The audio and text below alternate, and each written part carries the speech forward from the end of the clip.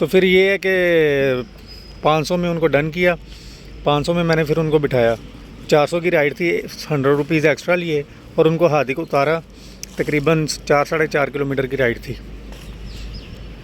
तो आप भी इसी तरह अगर पैसेंजर ज़्यादा हो तो या तो एक्स्ट्रा फेयर लिया करो या राइड कैंसिल कर दिया करो।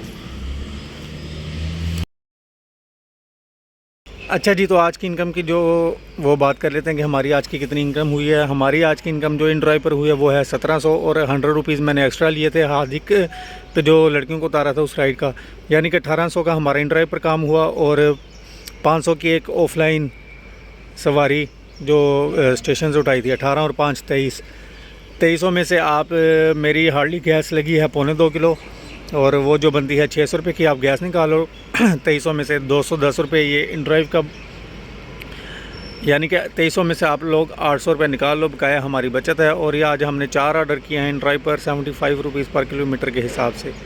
तो ये रहा जी हमारा आज का काम, अल्लाह का शुक्र है। अगर आप लोगों को वीडियो अच्छी लगी हो तो इसको लाइक ज़रूर कीजिए।